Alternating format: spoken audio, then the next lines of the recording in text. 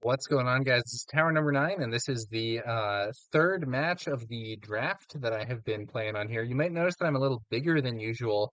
The reason for that's actually embarrassing. I recorded the first video of this without the audio, and so I'm re-recording the audio, and I have made myself bigger to hopefully block the unsynced video of myself on Facecam from the original draft video, which would be distracting and out of sync. So if I duck to the side here, you can sort of see me back there behind the chair.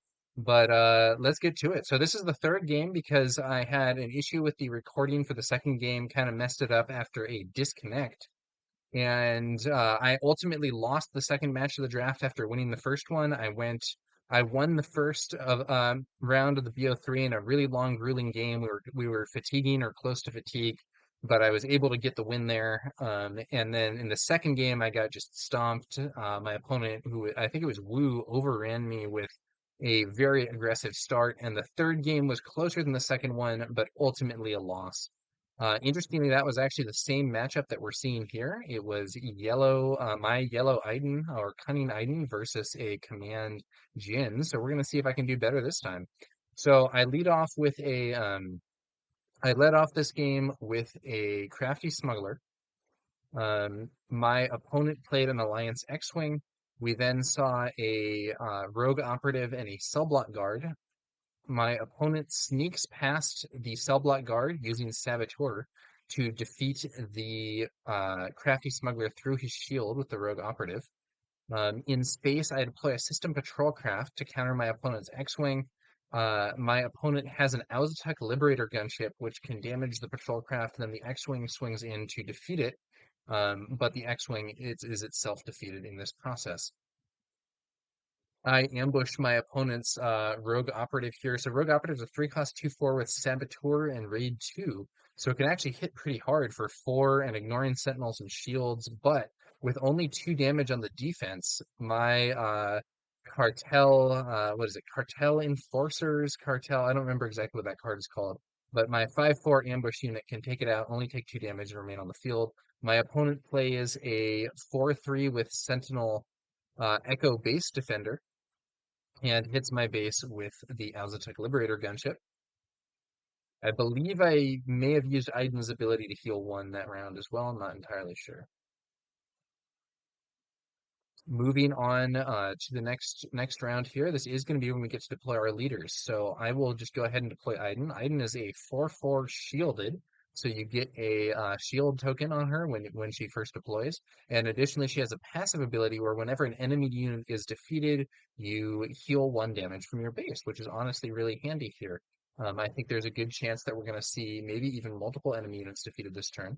My opponent plays Admiral Akbar, and because there are 2 ground units on the board, can deal 2 damage because my opponent has 2 units in the ground arena, can deal 2 damage to one of my ground units, uses that to eliminate the Cartel Enforcers, kind of unfortunate.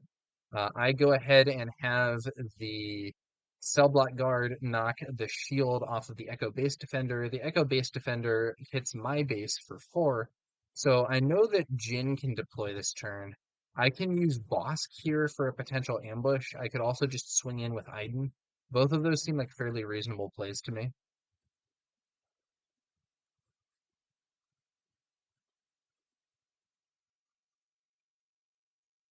I have a bounty hunter crew, so I'm looking at my options and whether I have any events to return, but I don't think I actually have any. So in this scenario, I'm going to swing in with Iden, lose the shield, defeat the Echo Base Defender, heal the base for 1. Jin hits the field, and then we're going to bring out the Academy Defense Walker. I don't have any damaged units to give experience to, but a 5/5 Sentinel is going to be a potential obstacle for my opponent. You know, that's just a good stat line to throw onto the board with a big Sentinel and see if we can do some disruption. But my opponent plays a Strike True to deal 4 damage to Iden, removing Iden from the board before she can get too much healing going. I'm going to take the initiative here. Jin could attack into my Academy Defense Walker and does do so. Um, and even with her passive ability reducing the power of defending units on my side by 1, that still makes her take 4 damage, which leaves her with 3 HP remaining. and therefore she is in range to be picked off with Bosk or the Bounty Hunter crew there.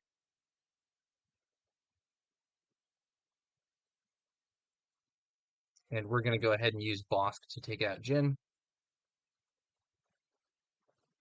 Akbar can, of course, defeat the Defense Walker if my opponent so chooses.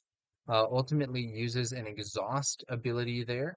Um, with Asteroid Sanctuary exhausting the Academy Defense Walker and shielding Akbar. Then Akbar takes out the Defense Walker without being defeated thanks to his shield. I used Iden to heal 1 this round. I take the initiative here. My opponent plays a Battlefield Marine, 2 cost 3/3 vanilla. Plays a Spark of Rebellion to look at my hand and discard a card. So we have, he immediately removes the Bounty Hunter crew, which I actually think is an error. Because I don't have an event, the Bounty Hunter crew isn't that good. I guess could pick off the Battlefield Marine and stay on the board, but I'm actually more excited about this, about my 3 cost make an opening here, which can clear the Aztec Liberator gunship, get some healing, and do some damage there. I think we just saw my arm from the previous recording coming up on the side here and scratching my head or whatever. So sorry if that was weird. I'm going to lead off by playing the Cloud City Wingguard to act as a defender here for Boss. My opponent plays Chewy. I'm going to go ahead and use Make an Opening to clear the Aztec Liberator gunship. I use Bosk's ability to inflict 2 damage to Chewy, and I heal 2 with the Make an Opening as well. Very efficient. My opponent sends in a Battlefield Marine doing 3 damage to the Cell Block Guard. I accidentally put 2 damage there, but my opponent corrects it. And uses Jin's ability to reduce the retaliation damage by 1. I'm going to activate Jeddah City here, giving Chewy -4 power so he can't really defend. And my opponent uses Akbar to clear out my opponent uses Akbar to clear out my Cloud City Wingguard. I have Bosk defeat the now powerless Chewy, leaving Bosk on the board, and I use Iden to heal another point of damage. Iden's ability to heal can be really useful in these longer games. My opponent trades Akbar for Bosk. I don't have an immediate answer to this Battlefield Marine, but I'm going to play this ATST, which gives me a major threat for next turn at the very least. My opponent spends 6 resources to play good old Lando Calrissian, 6/5 Saboteur, and when played, you may return up to 2. There's my arm from the previous video again. Lando can return up to 2.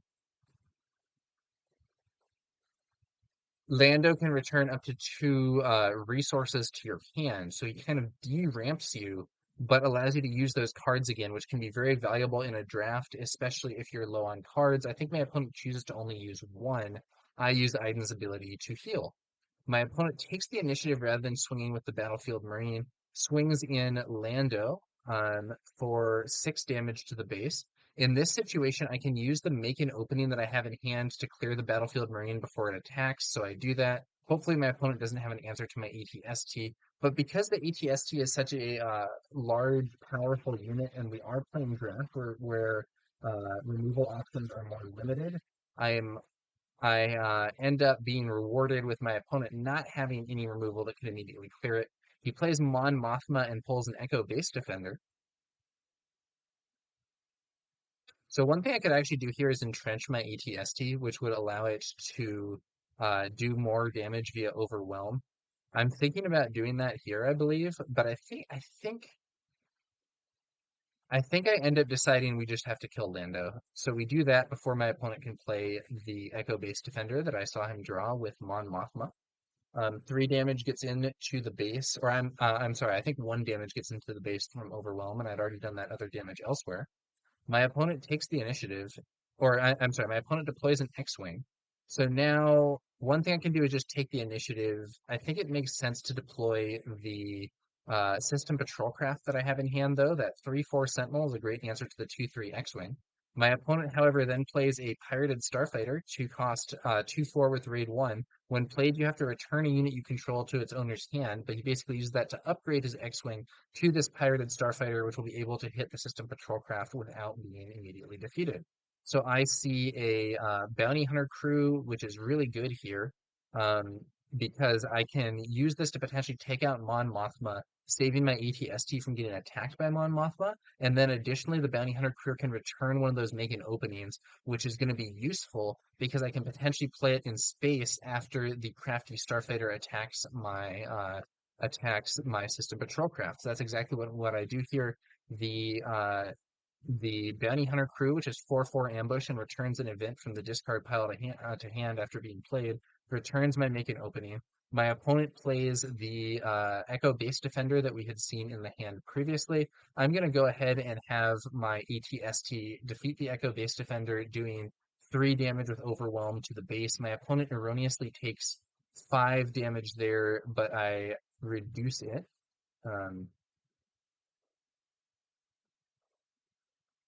Both of us have made, I think, some errors with some stuff like that. Luckily, we're kind of catching it, or not catching it. If you see any other errors that we make and did not catch, do feel free to let us know in the comments below.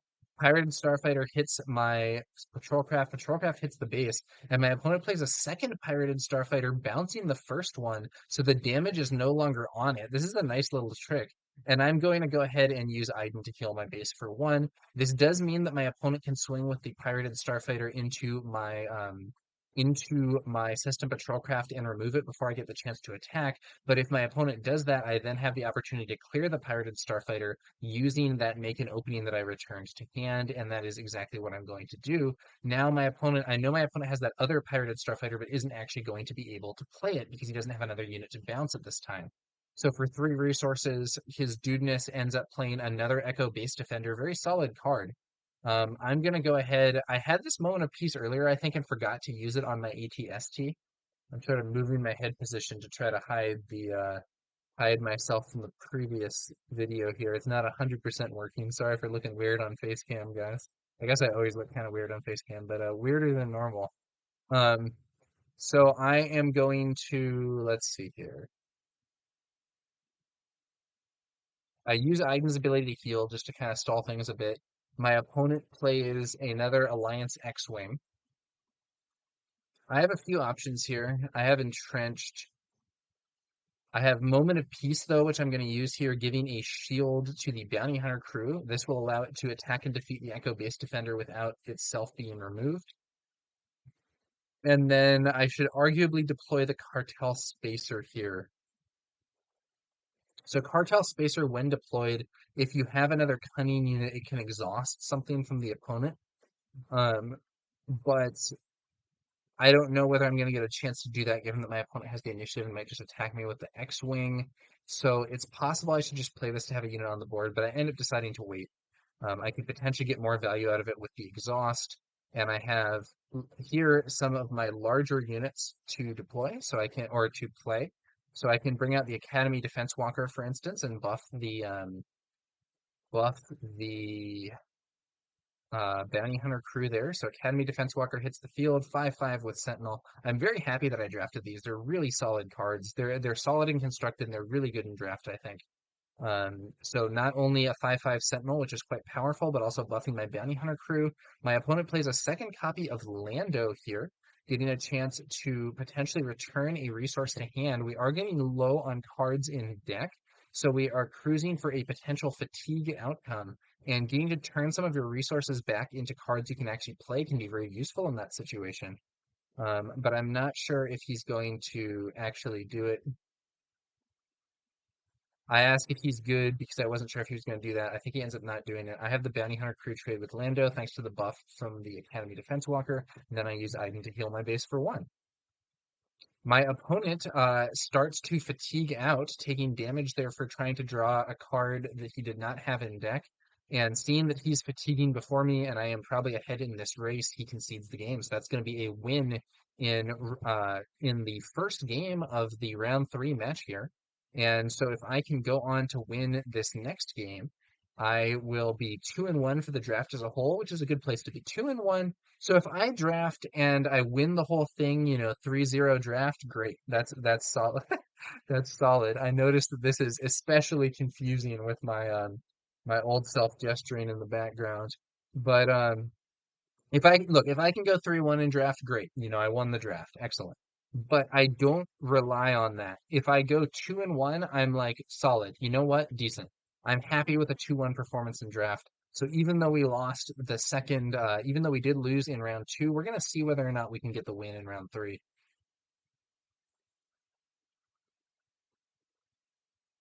And we lost in round 2 of the draft. If we can win this game to win round 3 of the draft, we'll go 2-1 as a whole, and that's overall pretty good. Sorry for being a little repetitive. I think I stated that a bit unclearly at first.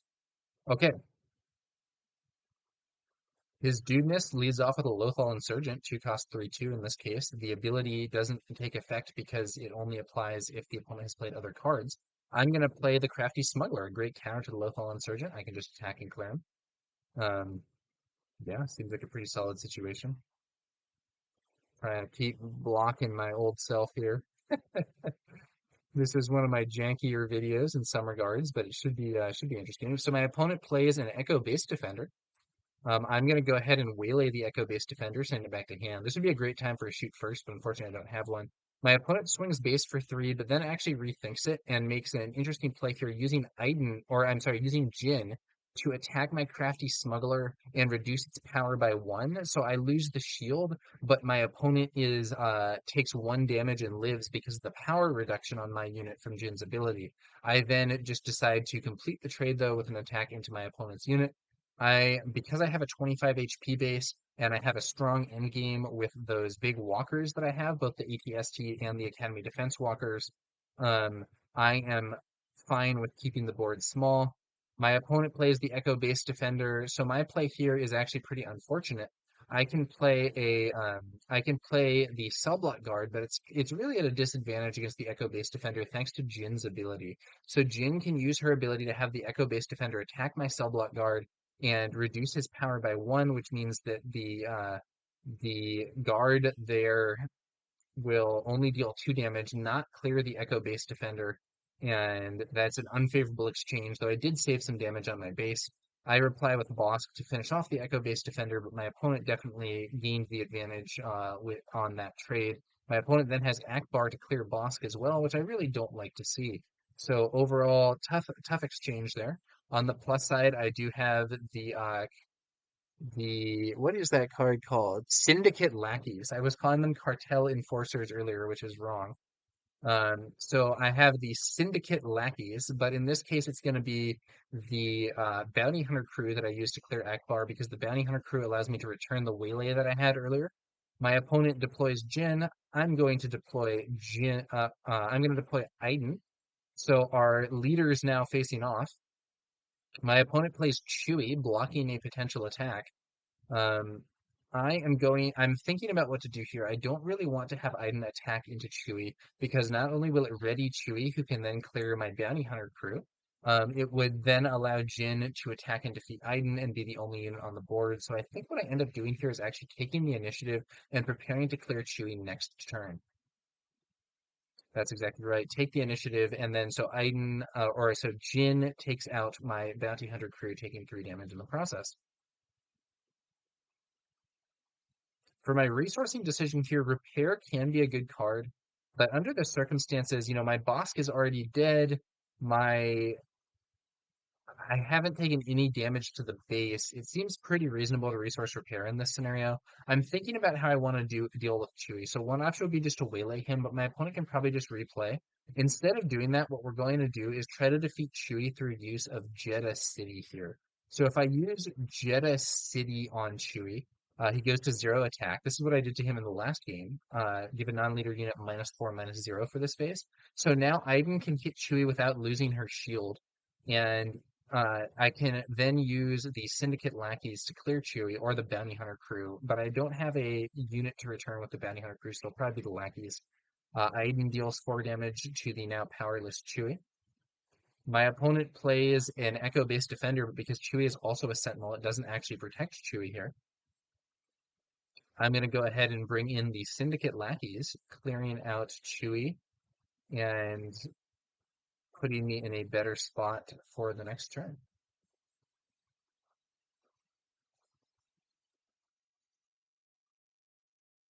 I'm looking at my discard pile there to make sure that I don't have any events. I would like to use that to bring back, I'd like to use the Bounty Hunter crew to clear Chewy and bring something back, but it's not going to be an option here. So my Syndicate lackeys attack and defeat Chewie. My opponent plays another Echo-based defender. Those Echo-based defenders are really solid cards.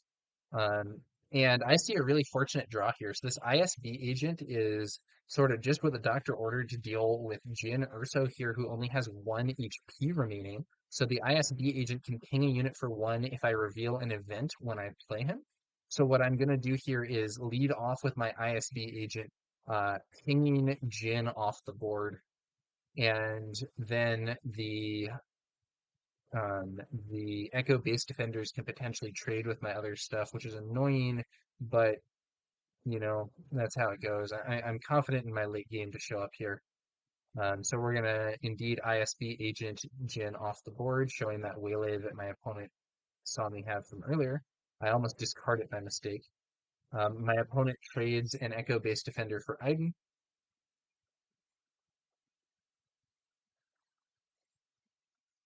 I could waylay this Echo-based defender, but he'll just replay it, so I decide that I'll have the Syndicate lackeys trade for the Echo-based defender instead.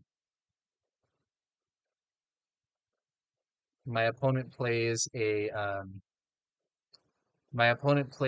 rogue operative, and even though I don't have an event to return, this is a juicy target for my bounty hunter crew, so I just have the bounty hunter crew ambush in and pick it off, leaving me with a 4/2 unit on the board, which can get me some value later. Mon Mothma shows up, searching the top 5 cards for a rebel.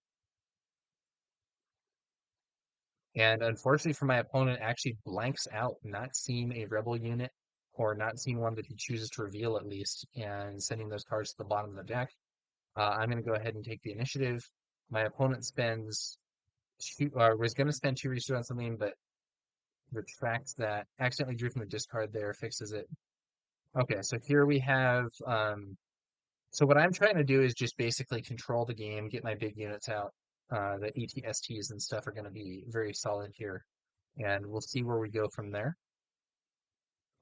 So I decided to take out Mon Mothma with the Bounty Hunter crew before he can potentially buff her. My opponent plays Lando again, looking at his resources, seeing whether he wants to return stuff. Ends up returning 1. I'm going to go ahead and waylay Lando here, I think. This does mean my opponent can potentially use his ability multiple times, but he didn't get 2 resources back the first time. So with Lando waylaid, my opponent plays a Crafty Smuggler. I have the ISB agent take out the Crafty Smuggler's shield. My opponent takes the initiative, and then I'm going to go ahead and play a System Patrol Craft, developing my board a bit. As opposed to the first game, my opponent has not been doing damage to my base, so I haven't been getting value from Iden's healing. However, I do feel that I am up in terms of the overall scenario on the board, and we'll have to see where we go from there. My opponent trades the Crafty Smuggler for the Wounded Bounty Hunter crew. I can go ahead here and bring in the Academy Defense Walker or the ATST. I swing into the base for 3 first, though. My opponent replays Lando, looking again at his resources, ends up putting 1 thing back. I'm going to play the ATST here instead of the Academy Defense Walker because Jin's ability to attack and reduce a defending unit's power would allow Lando to pick off the Academy Defense Walker while not being defeated himself. So we're going to go with the ATST instead. My opponent plays a Lothal Insurgent and this time has played other cards. So this ends up being I draw 1 and then discard at random. The card that I drew here is another ATST. I hope that I don't lose the ATST or the Academy Defense Walker. Those are powerful units. Unfortunately, I do lose the Academy Defense Walker. So solid discard from the Lothal Insurgent. Also, the fact that I drew and then discarded means that I'm getting closer to fatiguing. I take the initiative rather than swing with the ISB agent here. I have luckily drawn my second Academy Defense Walker, replacing the one that was just cleared from my board or cleared from my hand rather by my opponent's Lothal Insurgent. My ATST is going to attack and defeat Lando, doing 2 overwhelm damage to the base and remaining on the field. I have a make an opening to potentially clear that Lothal Insurgent and also heal my base. Of course, the Lothal Insurgent is likely just going to trade for the ATST, and that's exactly what we see. Lothal Insurgent trades for ATST. System Patrol Craft, pushing some damage to my opponent's base. HisDudeness playing out another copy of Chewy here, and we're going to go ahead and bring in we're going to go ahead and bring in, I believe I end up playing the Academy Defense, no, the ATSD. Okay, that's a better play anyway. So the ATSD can defeat Chewy in one hit, and I can then play the Academy Defense Walker. My opponent takes the initiative. Um, the rest of my stuff doesn't seem that necessary. I could play the Cartel Spacer to develop my board more in space, but I do not do so at this time. Instead, I'm going to entrench my ATST. So entrenching the ATST allows me to potentially hit huge overwhelm damage.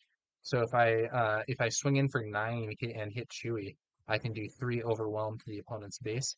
Uh, and unfortunately, though, I get waylaid, so my ATST goes back to base or goes back to hand, and the entrenched there actually gets discarded. So a good counter there from my opponent. I can now I cannot I cannot exhaust Chewy, I think, because it's based on cost. But what I can do is play my Academy Defense Walker, buffing the wounded ISB agent and providing a Sentinel to get in Chewy's way. I go ahead and hit the opposing base for 3 damage. My opponent plays out an Alliance X-Wing.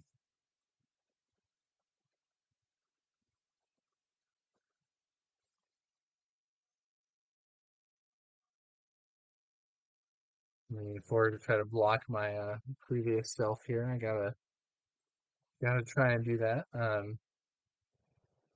end up just taking the initiative here.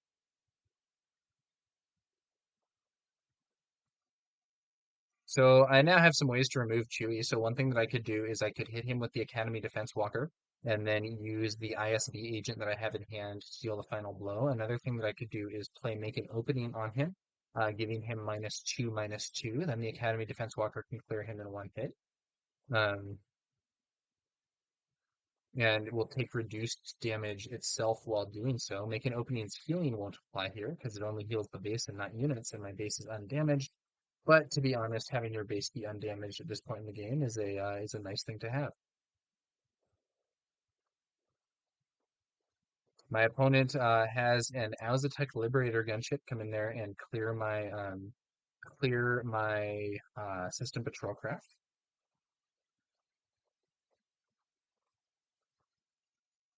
I can ISB agent the gunship off the board, and I do that. I think my opponent initially assumed I was hitting Chewy, which might have been better, but I can use that. I erroneously discard my make an opening there, but I do see that, and I will redraw it later. My opponent plays General Dodonna, buffing rebel units +1/+1, but Chewy is not a rebel, so does not get the effect of that buff. I take that make an opening that I had accidentally discarded back in hand, and I decide to play it. Um, Debuffing Chewy, give a unit -2/-2 for the phase and heal 2 damage from your base. Don't have any healing for the base. My opponent takes the initiative. My Academy Defense Walker defeats the debuffed Chewy, taking only 1 damage as a result. And I'm then going to play the old System Patrol Craft, swing in the ISB agent for another 2 damage to my opponent's base. This is going pretty well. I'm chipping away at the base, and indeed, my opponent actually concedes the game at this point. So that's going to be another win. So 2-0 in the 3rd round, and that does mean that I end up going 2-1 for the draft as a whole, which is a solid place to be. I felt like I had drafted a pretty solid, though not devastatingly great deck, and pretty happy with how that one went. Ultimately went 2-1. My apologies for not having the second match, as well as for this character behind me or whatever in this video, but hopefully this was still interesting and not too distracting with me moving my head around to try to block my past self and so on. My apologies for the errors in the video production, but hopefully still interesting. Draft gameplay is, in my opinion, really fun, and I hope to do some more draft and perhaps bring some more draft gameplay to the channel in the future. And we'll have to see how it goes. We'll obviously be once we have the actual cards, it should obviously be more interesting in some ways. Drafting in person can be really fun. And it'll be cool to see also how it goes with the full card pool and with precise randomization and so on. I think this TTS draft simulation is not maybe the most accurate, but still cool to still cool to have, fun to play, learn some drafting basics, and yeah, that's gonna do it for this one, guys. Thanks to y'all for watching, and we'll be back later with some more Star Wars Unlimited content. I will catch you guys later.